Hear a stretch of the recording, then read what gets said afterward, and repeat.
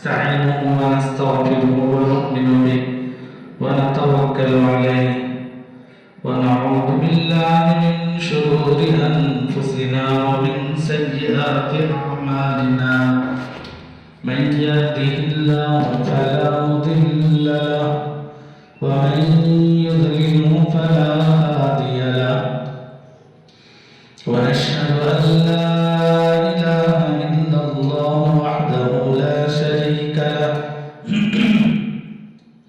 ونشهد أن سيدنا ونبينا ومولانا محمدا عبده ورسوله أما بعد فقد قال الله تبارك وتعالى في القرآن المجيد والفرقان الحميد فأعوذ بالله من الشيطان الرجيم بسم الله الرحمن الرحيم ووصى بها إبراهيم بنيه ويعقوب يا بني إن الله اصطفى لكم الدين فلا تموتن إلا وأنتم مسلمون أم كنتم شهداء إذ حضر يعقوب الموت إذ قال لبنيه ما تعبدون من بعدي قالوا نعبد إلهك وإله آبائك إبراهيم وإسماعيل وإسحاق إلها واحدا ونحن له مسلمون صدق الله العظيم اللهم صل على سيدنا وشفيعنا ومولانا محمد وعلى آل سيدنا وشفيعنا ومولانا محمد وبارك وسلم اللهم صل على سيدنا وشفيعنا ومولانا محمد وعلى آل سيدنا وشفيعنا ومولانا محمد وبارك وسلم اللهم صل على سيدنا وشفيعنا ومولانا محمد وعلى آل سيدنا وشفيعنا ومولانا محمد وبارك وسلم بزرگان محترم عزیزان ملت اللہ جل جلالہ عما والہ کا فضل ہے، احسان ہے، کرم ہے کہ اس نے ہم سب کو بے شمار نعمتوں سے نوازا۔ ان گنت نعمتیں اللہ نے اپنے فضل سے عطا فرمائیں، جن نعمتوں کو ہم شمار کرنا چاہیں، گننا چاہیں تو بھی گن نہیں سکتے۔ ایسی ایسی نعمتیں بھی عطا فرمائیں جن نعمتوں کے ہم لائق بھی نہیں، مستحق بھی نہیں، قابل بھی نہیں۔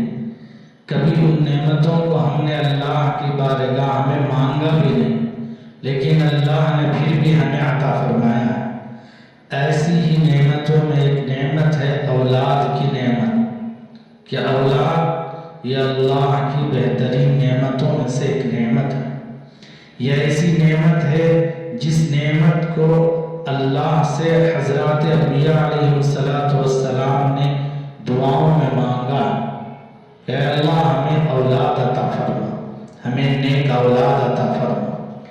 ہر میاں بیوی میں جو نئے نئے جوڑے ہوتے ہیں ان کی خواہش و تمنا ہوتی ہے کہ ہمیں اولاد کی نعمت سے ہم سرفراز فرمائے جائیں۔ اس نعمت کی حقیقت کا اندازہ ان کو ہے جن کو اللہ نے اولاد کی نعمت سے سرفراز نہیں فرمایا۔ ان سے جا کر پوچھیں کہ اولاد کی نعمت سے بڑی مشکلات، بڑی پریشانیاں آتی ہیں۔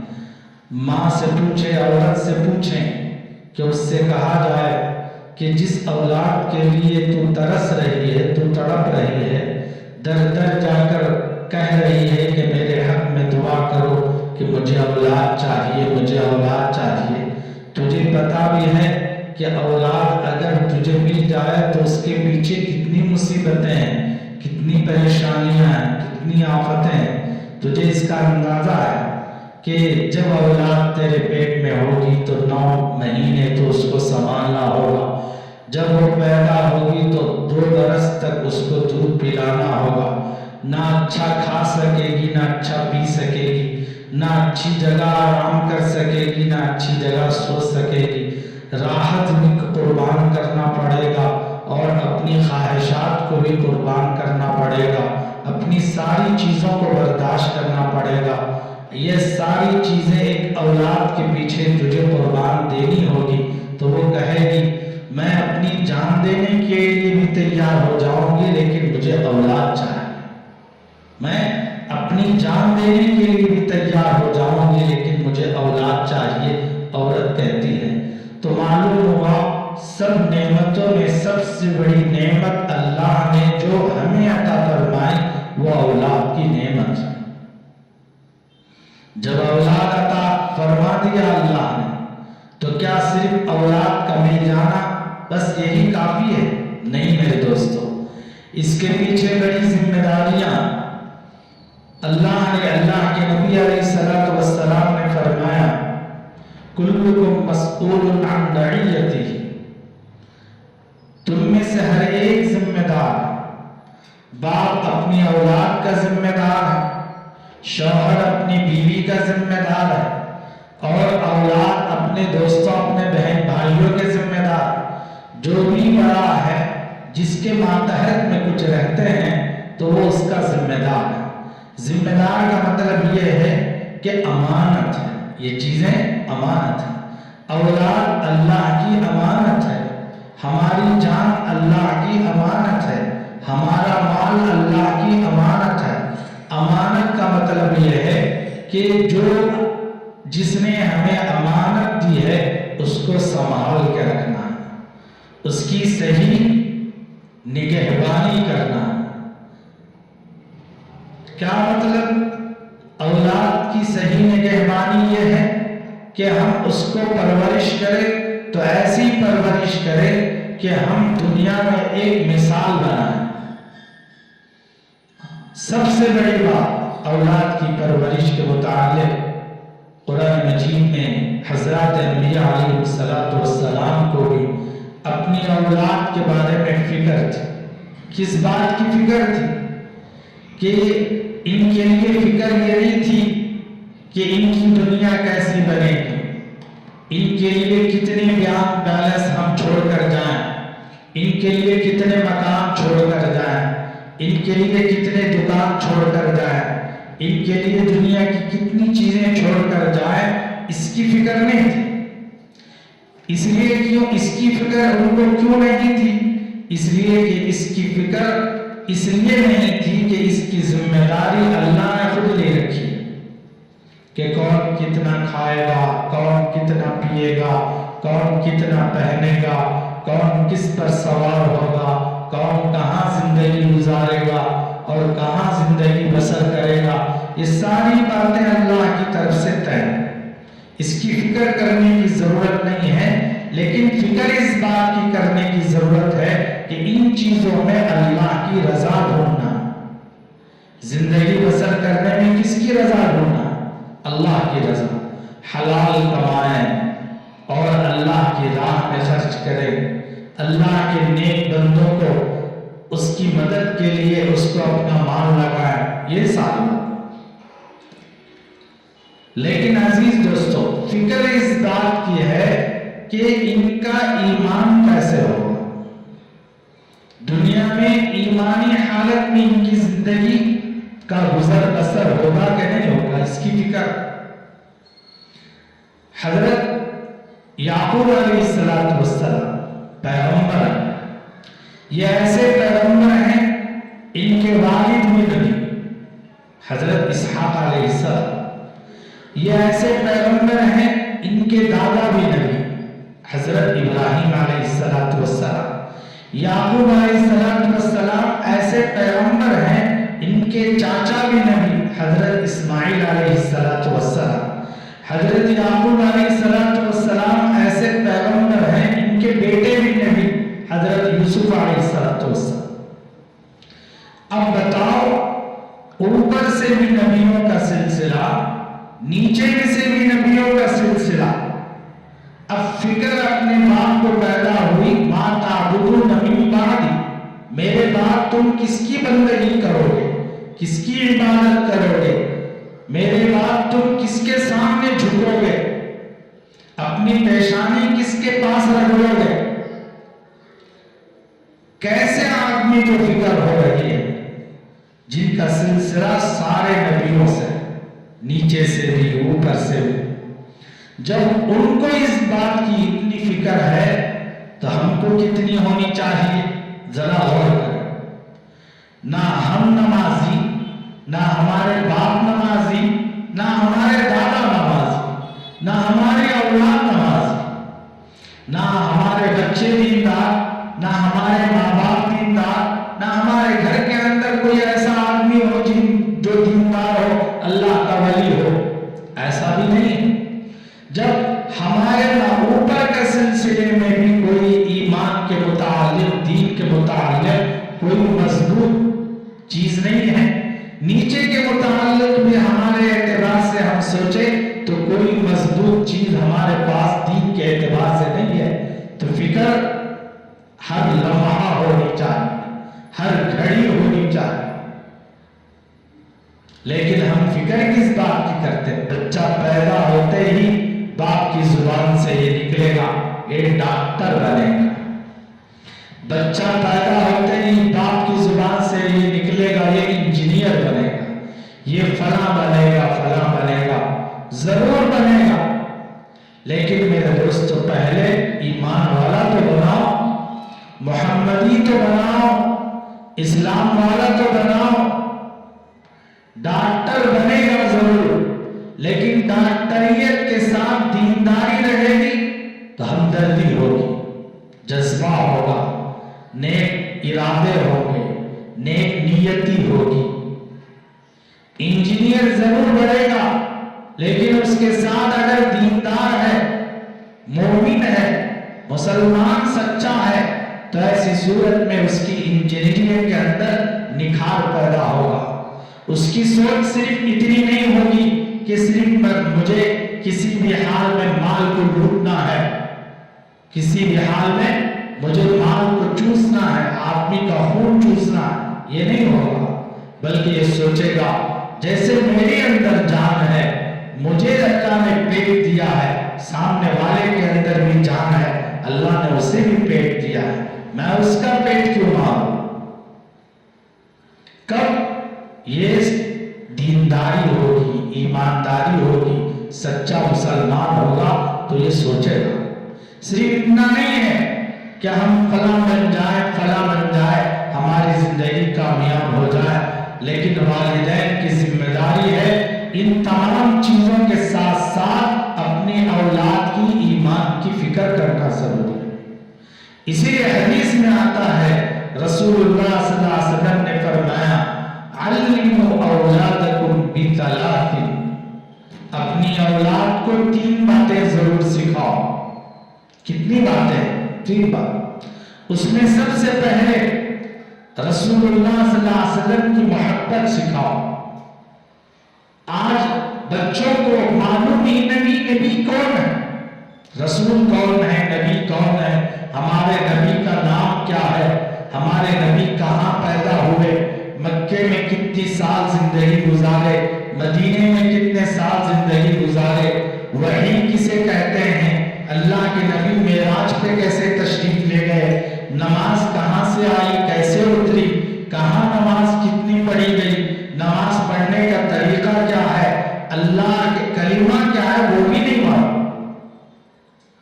جب نوجوان شادی کے لیے بیٹھتے ہیں دلہا بن کر، پہلے قاضی کلمہ پڑھاتا ہے، لا الہ الا اللہ محمد الرسول اللہ، وہ بھی پڑھنے نہیں آتا۔ وہ تو چھوڑو، کم از کم میں نے الحمدللہ قبول کیا بولنے بھی نہیں آتا۔ پہلے قاضی اپنے لیے قبول کر لیتا، پہلے قاضی خود قبول کر لیتا، بولو میں نے الحمدللہ قبول کیا، قبول کیا، کیا اتنا بولنے نہیں آتا؟ دنیا تو جا کر دیکھو، ادھر کی زمین ادھر، ادھر کی زمین ادھر، ادھر کا سارا پوری دنیا کیا کر دیں گے؟ برباد کر دیں گے۔ لیکن جس کو اپنی زندگی میں لا رہا ہے، اس کے ساتھ ساری زندگی گزارنا ہے، اس کے لیے 2 لفظ بولنے نہیں آتے۔ تو میرے زندگی ہے، کیا اللہ کو جواب دیں گے، کیا منہ دکھائیں گے؟ اب بتاؤ، پھر امیدیں ہیں آسمان سے کیوں ہمارے اوپر سے رحمتیں اترتی نہیں اور برکتیں اترتی نہیں؟ دنیا سیکھنے کے لیے ایڑی چوٹی کا زور لگا دیں گے، دین اللہ اور اس کے رسول کو سیکھنے کے لیے کھیل بنا لیں گے۔ لوگ کہیں کیا ضرورت ہے؟ نہیں میرے دوستو، سب سے بڑی ضرورت یہی ہے۔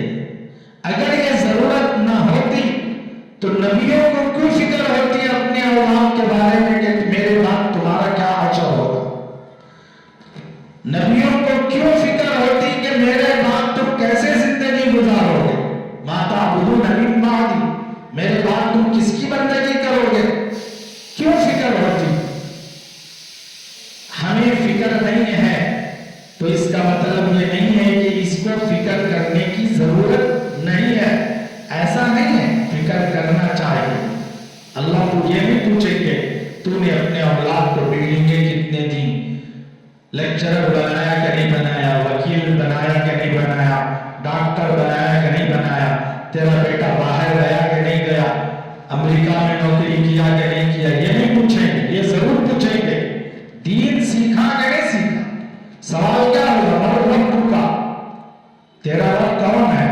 ماں دین کا، تیرا دین کیا ہے؟ ماں نبی کا، تیرے نبی کون ہے؟ یہ پوچھیں۔ اگر یہ پوچھنا ہے تو یہ سکھانا ہے اپنی اولاد کو۔ اسی لیے رسول اللہ صلی اللہ علیہ وسلم نے فرمایا اپنی اولاد کو رسول اللہ صلی اللہ علیہ وسلم سے محبت سکھاؤ،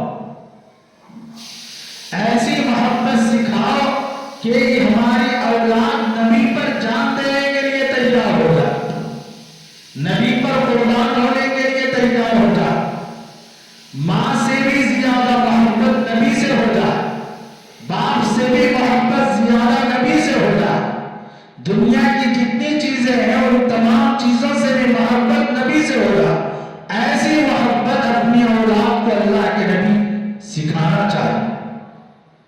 علامہ شبیر احمد عثمانی علامہ ظفر احمد عثمانی تھانوی رحمۃ اللہ علیہ فرماتے ہیں جب میں حج کے موقع پر مدینہ گیا، اس زمانے میں ایسی سہولتیں نہیں تھی جیسی سہولتیں آج کے زمانے میں۔ وہاں مدینے کے اندر ہمارے خیمے ہمیں خود لگانے پڑتے تھے، مینا میں خیمے ہمارے خود، ہم اپنے خود سے لگانا، کھانا خود پکانا، ساری سہولت، ساری ذمہ داریاں اپنی ہوتی تھی۔ آج الحمدللہ سب بیٹھے سے جگہ، صرف ارکان ادا کرنا ہے، حاجی بن کر لوٹ جانا۔ پہلے قربانی دینی ہوتی تھی، پہلے ساری چیزوں کی قربانی۔ تو علامہ ظفر احمد تھانوی رحمۃ اللہ علیہ فرماتے ہیں کہ جب ہم مدینے میں تھے، مدینے کے خیمے کے پاس ایک بچہ ہمارے کھیلا کرتا تھا، دسترخوان کی کچھ چیزیں ہماری گری پڑی ہوتی تو ہم خیمے کے باہر ڈالتے تو ایک بچہ آ کر اس کو چن چن کر کھاتا تھا۔ ہم نے ایک مرتبہ اس کو پکڑ لیا، کہا کہ بیٹا تم کون ہو؟ کہنے لگا کہ میں ایک گھرانے کا یتیم لڑکا ہوں۔ تو انہوں نے کہا کہ ٹھیک ہے، روزانہ کھانے کے وقت ہمارے پاس آ جانا، ہم تم کو پیٹ بھر کر کھانا دیں گے۔ تو روزانہ وہ بچہ آتا، ان کے خیمے میں آ کر کھانا کھا لیتا، اور جب مدینے سے واپسی کا جب وقت آ چکا تو اس بچے سے کہنے لگے کہ بیٹا ہم اپنے وطن ہندوستان جا رہے ہیں، ہم تم کو اپنے ساتھ لے جائیں، تم اپنی والدہ سے اجازت لے کر آ جانا۔ اچھا تو وہاں کیا ہوگا؟ اس نے پوچھا بچے نے اپنی چھوٹی زبان سے کہ آپ کے ملک میں کیا ہے؟ تو ہمارے ملک میں آپ کو کھانا دیں گے، لباس دیں گے، تعلیم دیں گے، ساری چیزوں سے ہم تمہیں سرفراز کریں گے، اچھا بندہ بنا کر تمہیں بنائے کریں گے۔ تو اس نے کہا کہ اچھا ایسی بات ہے؟ تو اس نے کہا کہ چچا جان یہ جو گنبد نظر آ رہا ہے ہرا، کیا آپ کے ملک میں یہ ہرا گنبد بھی ہے؟ تو علامہ ظفر احمد تھانوی رحمۃ اللہ علیہ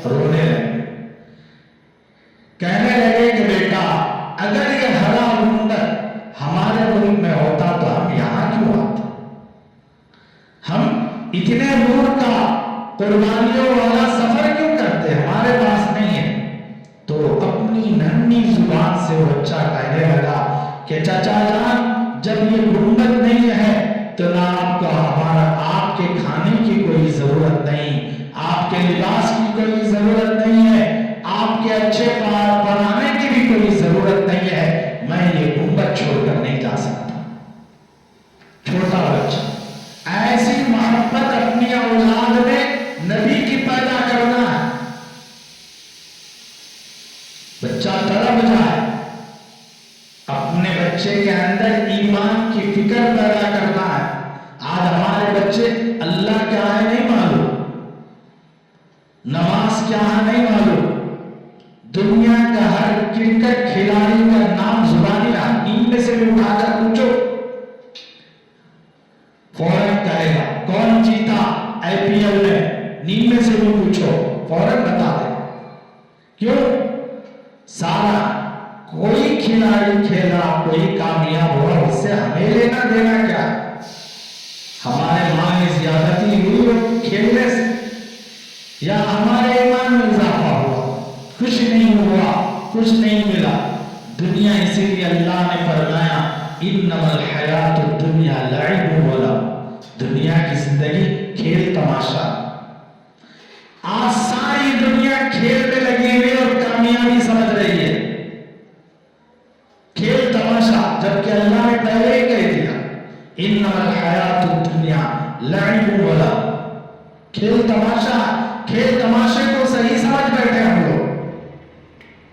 ایک آدمی صحیح کھیلنے سے کروڑوں آدمیوں کا کیا ملا میرے دوستو؟ بتاؤ، کچھ بھی نہیں ملا۔ ہمارا وقت ضائع، ایک دن نہیں بلکہ کتنے دن کھیلتے ہیں اتنے دن کا ہم اپنی نوکری ضائع، اپنا کھیل، اپنا وقت برباد، پیسہ برباد، ساری چیزیں برباد، حاصل تو کچھ نہیں، صرف ایک وقت کی خوشی، اس خوشی کے پیچھے جان نچھاور کرنے کے لیے تیار ہو گئی ہماری نوجوان، فلاں چیزیں پھوڑ دیے، توڑ دیے، کیا ملا میرے دوستو؟ اندھی دنیا ہے، اس اندھے پن سے نکلنا ہے، صحیح چیز کو اپنانا ہے۔ کب تک میرے دوستو تاریکی زندگی گزارو گے؟ کب تک ایسے اندھیروں میں پڑے رہو گے؟ ہمارا اپنا آگے ہمیں کیا کرنا ہے اس کی فکر کرنی ہے۔ اس کی فکر کوئی حکومت نہیں کرے گی، کوئی باپ نہیں کرے گا، کوئی ہمارا دوست نہیں کرے گا، ہم کو خود کرنا ہے، ہم کو خود لینا ہے اپنی ذمہ داری، تب ہم آگے بڑھیں۔ دین کے اعتبار سے بھی ہم ہی ذمہ دار، دنیا کے اعتبار سے بھی ہم ہی ذمہ دار۔ وہ گیا زمانہ جو ہاتھ پکڑ کر لوگوں کو راستہ دکھاتے تھے، تو یہ کر لے کامیاب ہو جائے گا۔ چچا ایک ہدایت دیتا تھا، بڑے بڑے ایک ہدایت دیتے تھے، چاچا اور بھائی ایک ہدایت دیتے تھے، اور ایسا ایسا کر لو۔ اب نہیں میرے دوستو، اب تو خود کا زندگی گزارنا مشکل ہے، کوئی کیا ہاتھ پکڑ کر ہمیں زندگی گزارنے کے لیے لے جائے، خود کو فکر کرنی ہے۔ اس لیے کہا کہ اپنے اندر بھی نبی کی محبت پیدا کرو، اپنے اولاد کو بھی نبی کی محبت سکھا۔ دوسری چیز قرآن سے محبت۔ قرآن یہ سب سے بڑی نعمت ہے جو اللہ نے ہمیں عطا فرمائی۔ اپنی اولاد کو قرآن سکھاؤ، یہی چیز دنیا میں بھی کامیاب، قبر میں بھی کامیاب۔ حدیث میں آتا ہے رسول اللہ صلی اللہ علیہ وسلم نے فرمایا جو بندہ قرآن پڑھتا ہے جب قبر میں چلے جاتا ہے اس کا کوئی ساتھ نہیں، نہ باپ آئے گا، نہ ماں آئے گی، نہ بیوی آئے گی، نہ بچہ آئیں گے، قبر میں ساتھ کوئی آئیں گے؟ ہاں دنیا میں ہم ہیں، بیمار ہیں تو کوئی بھائی آئے گا ہماری بیماری پوچھنے کے لیے، دوست آئے گا بیماری پوچھنے کے لیے، پڑوسی آئے گا بیماری پوچھنے کے لیے، اور بہن ہوگی بیماری پوچھنے کے لیے۔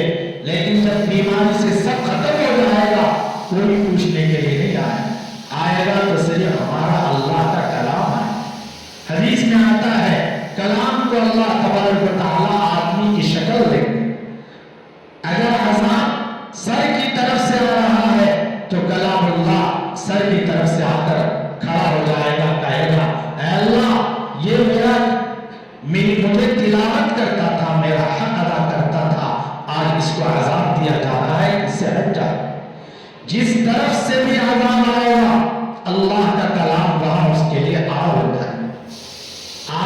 ڈگریوں کو ہم سمجھتے ہیں کامیابی، آج ڈگریوں کو ہم سمجھتے ہیں بہت بڑا ہنر اور بہت بڑی چیز۔ میرے دوستو، کوئی ڈگری کام نہیں آئے، صرف اللہ کا کلام کام آئے۔ یہ ساری باتیں اللہ کے نبی نے بتائی ہیں، کس لیے بتائی؟ تاکہ ایمان والے مسلمان جب دنیا سے رخصت ہو تو ان کو کسی قسم کی ناکامی کا سامنا نہ ہو، خسارے کا سامنا نہ ہو۔ یہ بات اپنا باپ بھی نہیں بتائے گا، اپنی ماں بھی نہیں بتائے گی۔ ماں صرف دنیا کی فکر کرے گی، باپ بھی دنیا کی فکر کرے گا کہ میری اولاد کی دنیا کیسی بن جائے۔ لیکن ان سب سے زیادہ آگے فکر کرنے والی اگر کوئی ذات ہے تو وہ اللہ کے نبی کی ذات ہے، وہ اللہ کی ذات ہے۔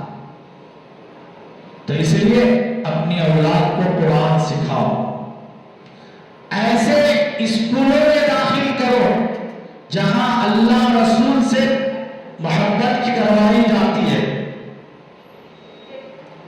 ایسے اسکول جہاں صرف پوجا پاٹ صبح سے لے کے شام تک، پھر صبح سے لے کے شام تک وہاں صرف گھنٹیاں بجتی ہوں، صبح 6 بجے سے لے کر شام میں 6 بجے تک ہمارا بچہ ان کافروں کے حوالے، ان عیسائیوں کے حوالے۔ بتاؤ اس کے ایمان کی کیا حالت ہوگی، اس کے یقین کی کیا حالت ہوگی؟ وہ گھر میں آ کر بھی یہی کہے گا کہ مجھے بھی ایک گھنٹی لا کر دو، وہ گھر میں آ کر یہی کہے گا مجھے بھی کیا کہو فلاں چیز لا کر دو، وہ یہ نہیں کہے گا کہ میں 2 رکعت نماز پڑھوں اور میرا ایمان بن جائے۔ پہلے والدین اپنے اولاد کی ایمان کی فکر کرتے تھے، یقین بنانے کی فکر کرتے تھے۔ خود الدین بختیار کاکی رحمۃ اللہ علیہ کے متعلق آتا ہے، ان کی والدہ ان کو حالانکہ یتیم تھے، ماں پرورش کرتی تھی، مدرسہ اسکول بھیجتی تھی۔ جب اسکول سے بچہ واپس لوٹ کر آتا تو ماں کہتی کہ بیٹا وضو کر لے، جا نماز بچھا لے، 2 رکعت نماز پڑھ لے۔ کھانا کھلانے والے اللہ ہیں، پلانے والے اللہ ہیں۔ جیسے ہی بچہ ماں کے ہدایت کے مطابق وضو کرتا، نماز پڑھتا تو جا نماز جب جیسے ہی موڑ کر دیکھتا تو ماں کہتی یہ جو محراب ہے اس محراب کو کھول دے، اللہ تمہارے لیے کھانے کا انتظام کر دے گا۔ تو اس کے مطابق بچہ محراب کھولتا تو وہاں روٹی پا لیتا۔ ایک دن اتفاق ایسا ہوا، ماں کسی کام سے باہر نکل گئی، روٹی رکھنا بھول گئی، روٹی رکھنا محراب میں بھول گئی۔ اب جس کام سے ماں گئی ہوئی ہے وہ دور کا سفر تھا، وہاں سے لوٹ کر بھی نہیں آ سکتی تھی۔ اب دل ہی دل میں دعا کر رہی ہے کہ اے میرے رب، میں نے میرے بچے کا یقین بنایا تھا روٹی دینے والا تو ہے، میں نے میرے بچے کا یقین بنایا تھا نماز پڑھ کر اللہ سے مانگو تو اللہ کھلائیں گے۔ اگر آج میں دور نکل رہی ہوں، بچہ آئے گا، وضو کرے گا، جا نماز بچھائے گا، نماز پڑھے گا اور تجھ پر مانگے گا، اگر محراب کھول کر روٹی نہ پائے تو میرا بنا بنایا ہوا یقین بگڑ جائے۔ اے اللہ اس کے یقین کی حفاظت فرما، اس کے ایمان کی حفاظت فرما۔ ماں رو رو کر دل ہی دل میں اللہ سے رو لگائی ہوئی ہے اور رو رہی ہے۔ قربان جائیے اس ماں کی اس دعا پر کہ اللہ کو رحمت جوش میں آئی، اتنی جوش میں آئی کہ بچہ اپنے حسب معمول اپنے گھر آیا، وضو کیا، جا نماز بچھائی، نماز پڑھا، نماز پڑھ کر جا کر کھڑکی سے کھولا تو وہاں سے خوشبو روٹی کی آئی اور کھا کر وہ کھیلنے لگا۔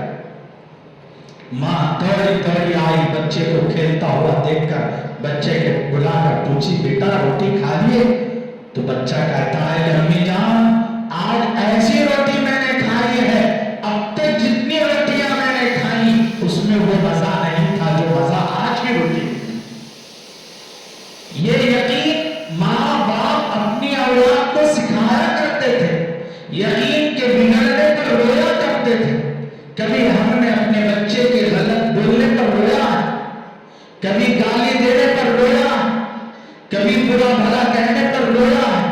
ہاں ہمارا بچہ فلاں ایکٹر کی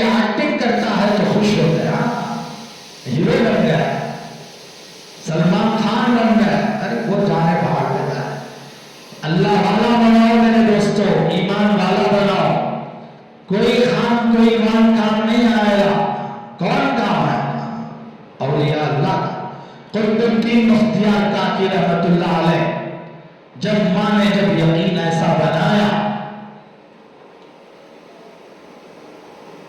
تو یقین کے بننے سے وہ کیا بنے معلوم ہے؟ اللہ کے ولی بنے۔ ماں باپ کی تربیت سے ہی اولاد بنتی ہے، ماں باپ کی تربیت سے ہی اولاد بگڑتی ہے۔ اسکولوں کے حوالے کرنے سے، مدرسوں کے حوالے کرنے سے، مکتبوں کے حوالے کرنے سے یہ نہیں مطمئن نہیں ہو جانا کہ ہمارا کام بن گیا میرے دوستو، بلکہ ہر لمحہ ہر قدم پر اپنے بچوں کی تربیت کرنا۔ آج تک بچوں کو رشتہ داری کی پہچان ہی نہیں، اللہ معاف فرمائے، اس کو پھوپھا نہیں معلوم، اس کو خالو نہیں معلوم، چچا نہیں معلوم، سب کے لیے دو ہی لفظ انگریز نے ہمیں سکھائے، انکل آنٹی۔ چاچا ہو تو بھی انکل، خالو ہو تو بھی انکل، اور کتنے رشتہ داری ہے، سارے رشتہ داریوں کو انکل سے جوڑ دیا، اور جتنی عورتیں ہیں جتنی رشتہ داریاں ان کو آنٹی سے جوڑ دیا۔ رشتہ، حالانکہ رشتہ کتنی بڑی دولت ہے۔